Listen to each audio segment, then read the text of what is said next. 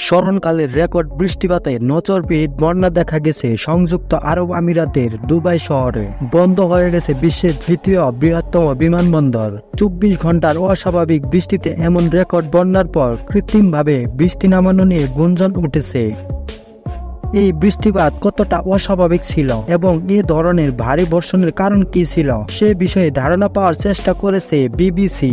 কতটা ভারী বর্ষণ হয়েছিল? আমিরাতের উপকূলীয় শহর দুবাই, এটি সচরাচর রুক্ষ এলাকা হিসেবে পরিচিত। যদিও এখানে সারা বছরে গড়ে 100 মিলিমিটারের কম বৃষ্টিপাত হয়, তবে মাঝে মধ্যে ভারী বর্ষণও হয়ে থাকে।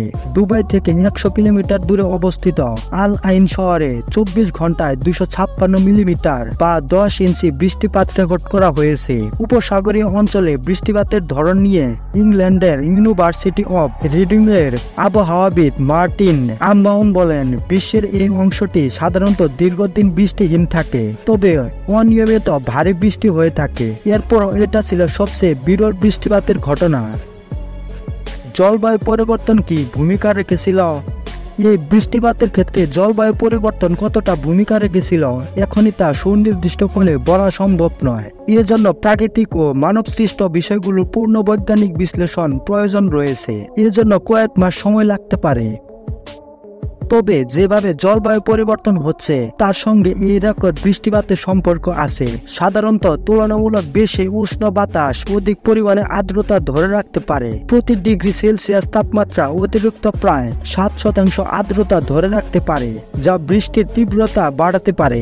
ইউনিভার্সিটি অব রিডিং এর জলবায়ু বিজ্ঞানের অধ্যাপক রিচার্ড অ্যালেন বলেন, বৃষ্টিপাতের তীব্রতা নতুন রেকর্ড করেছে, কিন্তু জলবায়ুর উষ্ণতার সঙ্গে এর যোগসূত্র আছে। ঝড় সৃষ্টিতে এমন ভারী বৃষ্টি ঝরাতে আর্দ্রতার পরিমাণ যত বাড়বে, এর সঙ্গে যুক্ত বন্যা ক্রমশ শক্তিশালী হবে। সাম্প্রতিক এক গবেষণায় বলা হয়েছে, চলতি শতাব্দীর শেষ নাগাদ আমিরাতের বেশিরভাগ এলাকায় বৃষ্টিপাতের পরিমাণ 30% বাড়ছে। ক্লাউড সিডিং বা কৃত্রিম বৃষ্টি নামানোর ভূমিকা ছিল কি? প্রযুক্তির ব্যবহার করে কৃত্রিম বৃষ্টি ঝরানোর ইতিহাস আছে আমিরাতের। উড়োজাহাজ বা ড্রোন দিয়ে সিলভার আয়োডাইডের মতো ক্ষুদ্র কণা নিক্ষেপ করে মেঘে আর্দ্রতার ঘনীভূত করার মাধ্যমে কৃত্রিমভাবে বৃষ্টি নামানো হয়। কয়েক দশক ধরে এই কৌশল ব্যবহার করা হচ্ছে। পানি সংকট মোকাবেলায় সাম্প্রতিক বছরগুলোতে আমিরাতও এই কৌশল কাজে লাগিয়েছে। বন্যা শুরু হওয়ার পরে কয়েকজন সামাজিক যোগাযোগ মাধ্যম ব্যবহারকারী তাৎক্ষণিক এই চরম আবহাওয়ার জন্য দৃষ্টিতে চালানো সাম্প্রতিক ক্লাউড সিডিং অভিযানকে ভুলভাবে দায়ী করে শুরু করেন।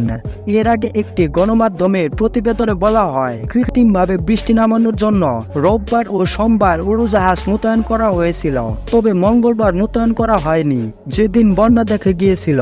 অবশ্য কোনো সময় কৃত্রিম বৃষ্টি ঝরানোর ঘটনাটি ঘটেছে তা আলাদাভাবে যাচাই করে দেখতে পারেনি বিবিসি। বিশেষজ্ঞরা বলেছেন, এই ঝড়ের ক্ষেত্রে এটা সামান্য প্রভাব থাকতে পারে। কৃত্রিম বৃষ্টি ঝরানোর বিষয়টি সামনে আনাটা বিভ্রান্তিকর। ইম্পেরিয়াল কলেজ লন্ডনে জলবায়ু বিজ্ঞানের জ্যেষ্ঠ প্রভাষক ফ্রেডেরিক কোটো বলেন, এমনকি যদি দুবাইয়ে বৃষ্টি ঝরাতে ক্লাউড সিডিং পদ্ধতি প্রয়োগ করা হয়েও থাকে, তবে আগে থেকে মেঘ বৃষ্টির জন্য পানি বহন করার মতো পরিবেশ সেখানে বিরাজমান ছিল। সাধারণত বৃষ্টি ঝরাতে বাতাস, আর্দ্রতা ও ধূলিকণার পরিমাণ অপর্যাপ্ত হলে ক্লাউড সিডিং পদ্ধতি প্রয়োগ করা হয়ে থাকে। কিন্তু গত সপ্তাহে উপসাগরীয় অঞ্চল জুড়ে বড় ধরনের বন্যার ঝুঁকির বিষয়ে আবহাওয়া পূর্বাভাস সতর্ক করা হয়েছিল। বিবিসির আবহাওয়াবিদ ম্যাট টেইলর বলেন, চরম ভাবাপন্ন আবহাওয়ার বিষয়ে আগে থেকে পূর্বাভাস দেওয়া হয়েছিল। এ ঘটনার আগে কম্পিউটার মডেল 24 ঘন্টা 1 বছরের সমান বৃষ্টিপাতের ভবিষ্যৎবাণী করেছিল।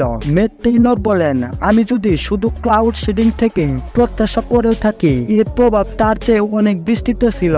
বাহরাইন থেকে ওমান পর্যন্ত বিশাল এলাকায় মারাত্মক বন্যা দেখা দেয়।